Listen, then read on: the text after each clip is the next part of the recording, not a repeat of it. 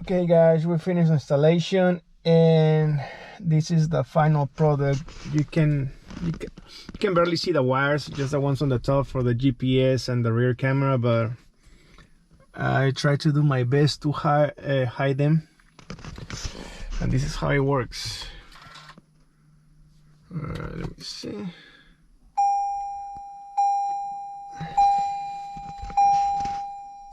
Oh, doesn't work. Oh, there you go. So yeah, that's the rear camera. It's 4K, it's really 4K, it's really clear HD quality. And this is a front camera. Right now I have my hood up because I'm working on the truck. This is dual camera, dual view. Most of the time I have it on the just facing the rear. I really love this. You can go watch the videos on the go. So yeah, like this one. Hold on, let's put a nice one. Okay, this one. I went to Home Depot in the morning, but yeah, the quality is really good. Sorry for the flashlight. I don't know if it looks better with or without the flashlight, but here you go. Then let's see some of the rear. So yeah, that's the rear camera. Let's see this one.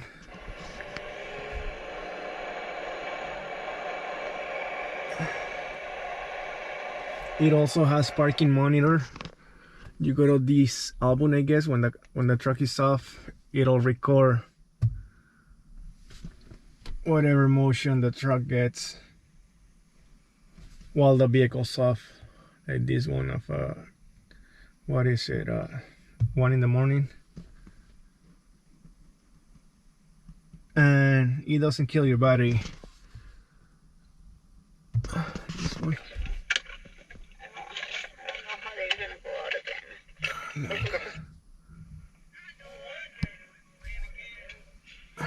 I really love this product.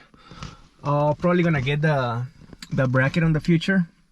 It doesn't rattle at all, but I think it'll look a lot cleaner with the mount. You have to replace the mirror mount, the stock mirror mount, and put the one from Wolfbox. But yeah, I hope you guys like the video, and once again, welcome and thank you to my new subscribers. I'm gonna keep making content of my 4runner and other vehicles as well. All right, bye-bye. So this is what we got in the box. You get the mirror.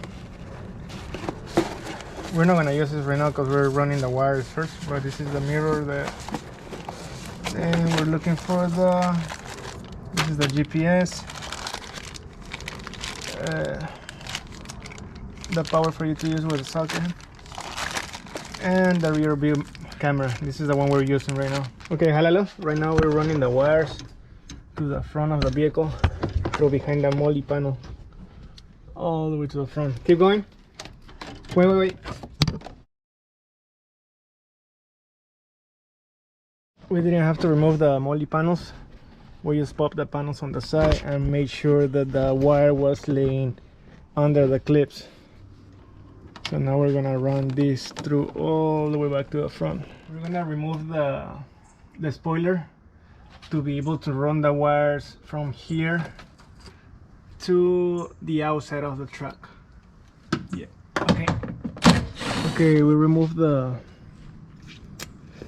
spoiler, and we're gonna run the wires from the camera, the rear view camera. I'm gonna be running through here, and we're gonna run it through this loop to the back. And now we're running that wire to behind the weather strip all the way to the front again.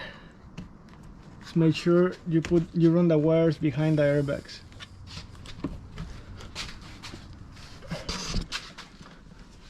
You see? Now, really careful. Make sure you run the wire behind the airbag. I know I say this multiple times, but you don't want to put it in front of the airbag and have the airbag malfunction when you really need it.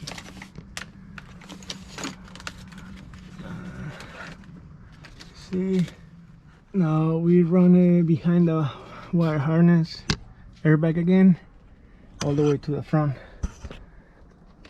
And if you have a lot of wires left, and I might pull it out right now. This is how you put the airbag back. This is the harder spot on the install, running the rear dash camera. Make sure you put all the weather stripping. There you go. Okay guys, I mounted the camera already. Now I'm extending the reverse trigger wire.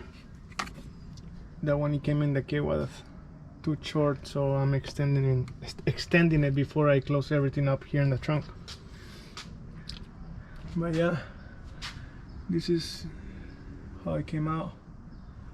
Now this wire from my 8mm James camera, I don't know if I'm gonna be able to use it here and run an extension all the way down to under my hitch, so I can have the camera as reverse as well. Or we'll see.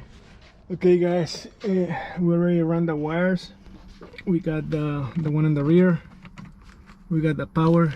We run the power through the same spot that we run the rear cables, and also behind the airbags all the way down through the door pillar. And what we use,